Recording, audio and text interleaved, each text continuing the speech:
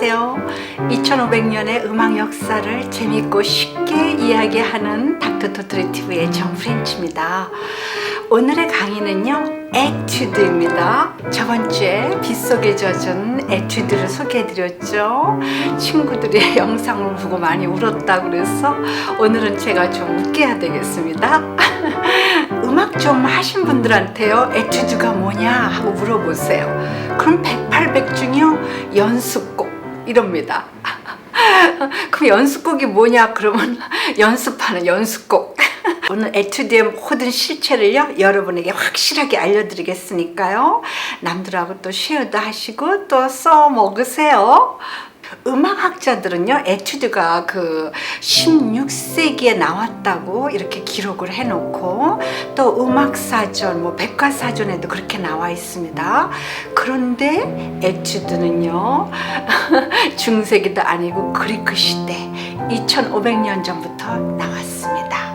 에튜드의 어원은 그리크 시대 때 그 로고스에서 나온 것입니다. 사전에는 라틴어 멜레티에서 나왔다고 이렇게 나와 있어요. 그런데 실제로 그 에튜드의 어원, 그 깊이하고는 관련이 없습니다. 그 철학자들의 책, 예를 들어서 에리스타를, 그러니까 아리스토텔레스의 그 저서 뭐가 있습니까? 포에릭이나 또 메타피직 이런 데 보면요, 그 로고스에 대해서 나와요. 유니버스하고도 관련되면서요, 그 자연의 이치를 공부하는 것인데, 중세기 때부터는요, 이 로고스가 스투디움으로 이렇게 번역이 돼요. 그래가지고 중세기 그 대학을 스투디움이라고 부르면서 그 학문을 연구하는 곳이었어요. 여기서 꼭 알아두셔야 할 것이 있는데요, 그리크 시대가 끝나면서 그 모든 것은 중세기로 넘어가지 않습니까? 그때부터요, 그리크 그 언어는 더 이상 사용하지 않고 라틴어로 번역이 됩니다. 우리가 지금 사용하고 있는 에튜드는 프랑스어로 공부한다 이런 뜻입니다. 이 음악 용어에서요, 프렌치가 참 많이 나옵니다. 그럼 언제부터 이 에튜드가 연습곡, 그러니까 음악 용어로 변장을 했을까요? 르네상스 시대 때부터 연습곡이라는 그 에튜드로 이렇게 사용하게 된 것입니다. J'ai étudié la musique, la France. 저는 음악과 프렌치어를 공부했습니다. 참 이렇게 프렌치어가 이쁘죠? 근데 음악 용어에서 이 프렌치가 참 많이 나옵니다. 그럼 왜 중세기 때는 잠잠하다가 르네상스 시대 때 이 에튜드라는 게 음악 용어로 변장을 했는가 알아볼까요? 모든 게 다 이유가 있다 그랬어요. 중세기 때 음악은요, 그 스킬이 잘 된 수도승들에 의해서 쓰여졌어요.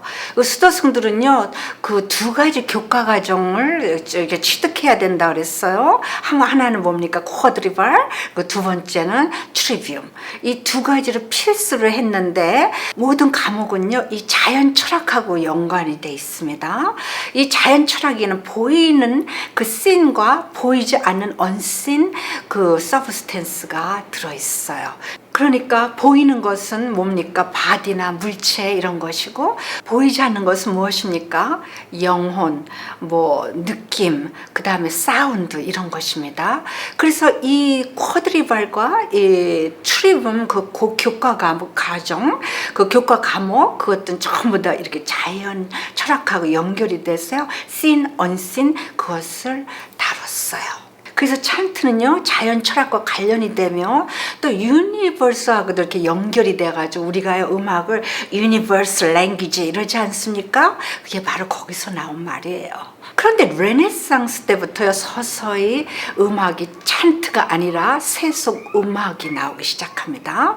찬트가 아닌 세속 음악이 들어온다는 것은요, 또 개개인이 노래도 부르고 작곡을 하면서 악기를 연주한다는 것이죠. 그래서 연습곡이 필요했고 개개인이 필요한 스킬을 작곡할 수 있었던 것입니다. 이것이 바로 에튜드예요.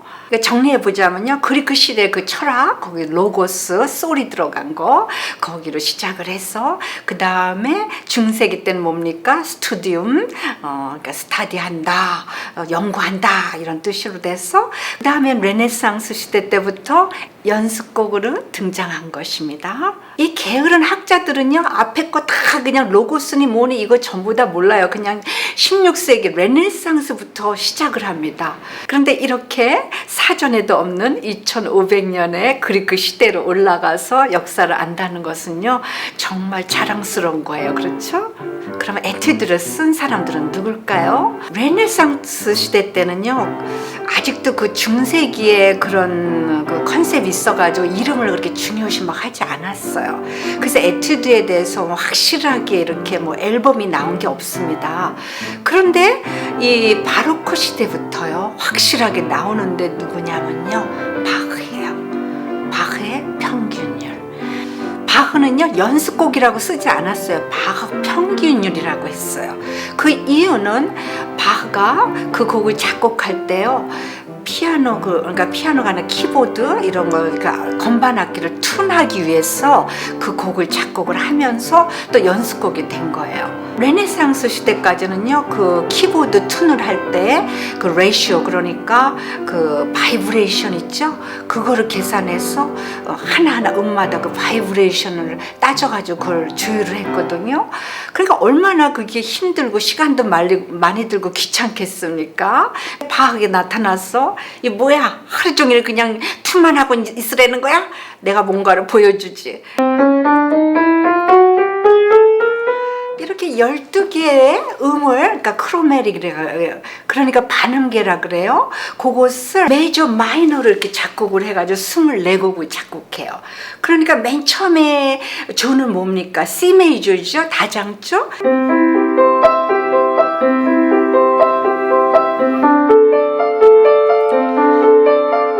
많이 들어보셨죠? 여기 저 C 메이저 프렐류드예요. 그래서 프렐류드 후가 이래서 C 메이저, 그 다음엔 또 뭡니까? C 마이너죠?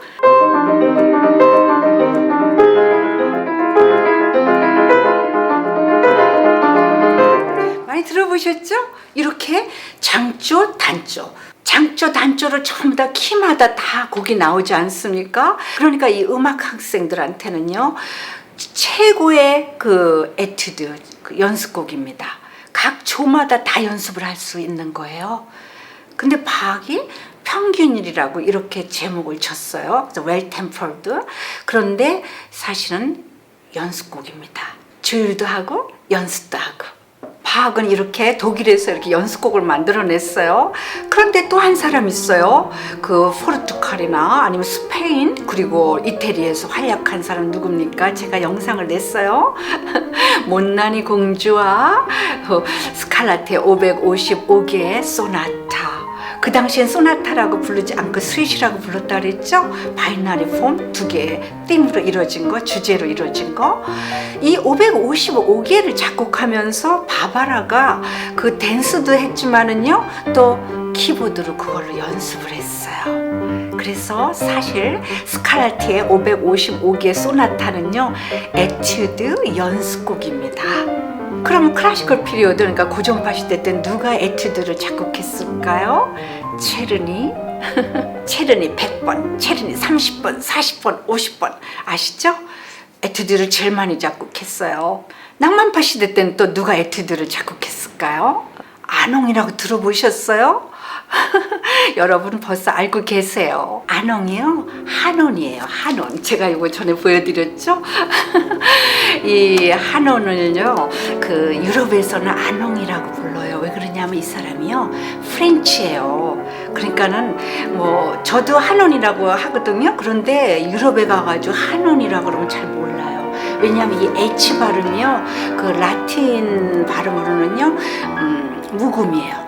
그러니까 아농, 프렌치어를. 그래서 어디 가셔서 아농이라 그러면은 못 알아듣지만은 그렇다 하는 거. 라틴어로 된 그 랭귀지들 있죠. 뭐 프렌치나 스페니쉬나 뭐 이탈리안 전부 보면요, 이 H를 발음하지 않아요. 그냥 뭐 아름다운 음이 들어있는 게 아니고 이 손 연습입니다. 그 60번을 이렇게 보면요, 60번 맨 마지막 거 그냥 사모하면 연습이에요.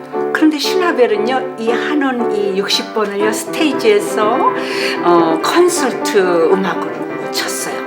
그 그 이후로는요 많은 사람들이 에튜드를 그 콘서트용으로 사용합니다. 아주 새로운 멋진 곡이 됐죠. 그러니까 이 옥도요 누구를 만나느냐에 대해서 팔자가 달라집니다. 잘못 만나면 짱돌이 되는 거고 잘 만나면은 보석이 되는 것이죠. 원래 프렌치 이름은요 샤를루이 아노. 이 피아노는요 저한테 보물이에요. 오스카 라벤다라고 들어보셨습니까? 20th Century에요. 그 흑백 영화 나오죠. 그 뒤에서 막 이렇게 치던 그 피아니스트, 최초의 그 흑백 영화 피아니스트예요. 그 스크린 뮤지션이죠. 제가 여러분에게 영상을 올릴 때 그 뒷배경으로 피아노 치는 거는요 그분의 피아노입니다. 스타인웨이인데요. 아직도 소리가 참 좋고요. 또 아주 역사적인 피아노죠. 뉴욕에 있는 카네기 홀에 가시잖아요. 그러면 그 라이브러리에 이렇게 큰 액자가 있어요. 그 액자에 오스카 라벤더가 이 피아노 앞에 이렇게 딱 앉아 있는 모습이 있습니다. 제가 보여드릴게요. 그게 제 피아노예요. 저것도 스타인웨이 피아노거든요. 그런데 아주 소리가 이쁘고 아주 깨끗하고 맑아요 저거는. 그런데 요거는 이제 가끔 아웃 오브 튠, 그러니까 액션이 약간 루스 돼가지고 뭐 쨍쨍 소리도 날 때가 있고 그래요. 그런데도 아직도 소리가 아주 훌륭합니다. 한우는 이 60개 엑서사이즈가 들어있는 이 앨범을 들고 파리 박람회에 출전합니다. 그 박람회는요 19세기 때부터 아주 유명했으며 그냥 모든 그냥 유명한 아티스트들은요 다 출전을 했어요. 그리고 또 그 심사도 무척 까다로웠어요. 한원이 이 한원칙을 들고요 그 파리 박람회에 나타났을 때 많은 아티스트들이 콧방귀를 뀌면서 웃었습니다.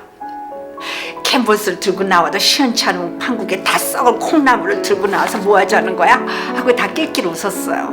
그런데 한원이 이 책 한 권 가지고요 은메달을 땁니다. 그만큼 가치가 있었다는 거예요.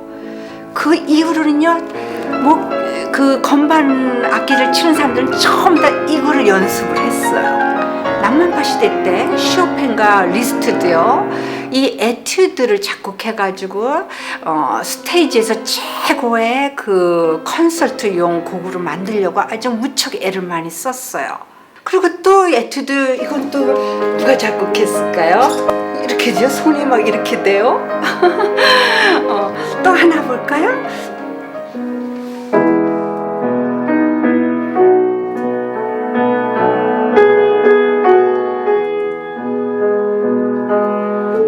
뭐예요? 이별의 곡. 이것도 에튜드예요. 그러니까 쇼팽은요 이 에튜드를 완전히 콘서트용으로 이렇게 만들었어요. 그러니까 리스트도 또 그랬습니다. 리스트 나도 질 수 없어. 이래서 리스트도요 그 에튜드, 그러니까 에튜드라는 것은 막 기교적인 거고 최대한 그냥 어려운 테크닉을 막 다 집어넣어가지고 이거 이렇게 연습해봐, 이렇게 연습해봐 막 이런 거 아닙니까?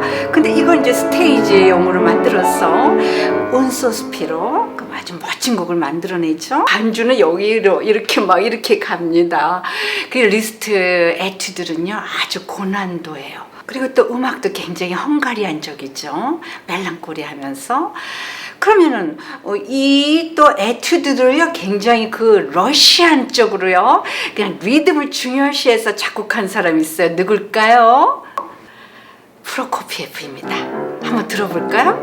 이거 굉장히 러시안적이면서도 어그레시브하죠. 이 토카타도 이게 연습곡이에요, 완전히. 이렇게 낭만파 시대 때는요, 그 에튜드가 꼭 그 연습곡으로만 사용한 게 아니고 스테이지용으로도 사용하면서 또 멜랑콜리한 그 휴머니즘도 들어가고 혁명적인 거 애국심도 들어가면서요, 자기의 감정과 그다음 표현이 들어간 아주 시적인 멜로디도 들어가 있죠. 쇼팽은 이탈리안 그 컴포저 발리니를 굉장히 좋아했어요. 그리고 바흐를 좋아했고 이 두 사람은 스타디를 했습니다. 그래서 쇼팽의 음악은요 굉장히 시적이면서 오페라적인 게 바로 이 발리니의 영향을 받은 거예요. 그리고 가만히 들어보면은 다성부도 들어가 있어요. 그래서 많은 멜로디가 이렇게 여러 곳에서 흐르는 것은 또 바흐의 영향을 받은 것이죠. 제가 퀴즈를 하나 내겠습니다. 하루에 10분씩 매일 연습한 사람하고 그냥 날 딱 잡아가지고 하루 종일 연습하는 사람하고요. 누가 더 빨리 발전할까요? 평소에 10분씩 하다못해 5분씩에도 연습한 사람이요 훨씬 빠르게 발전합니다. 왜냐하면요 그 연습이라는 것은 몸과 그 마음으로 필요해야 되기 때문에 이것이 몸에 이렇게 배일 때까지는 시간이 좀 걸려요. 그러니까 반복적 연습이 아주 서서히 뇌에 침투해서 영혼까지 움직인다는 것이죠. 그래서 바로 이 에튜드가 그리크 시대 때 영혼과 관련된 그 로고스에서 시작된 것입니다. 자, 여러분 에튜드에 대해서 확실히 알았습니다. 언제 시작이 됐고 어떻게 발전됐으며 또 각 그 시대마다 누가 어떻게 작곡을 했는가. 여러분이요 데이트하러 가실 때 제 영상 중에 그냥 하나를 탁 뽑아서 그거를 잘 공부한 다음에 가가지고 이제 자연스럽게 대화를 꺼내보세요. 그러면요 어우 멋져 부려.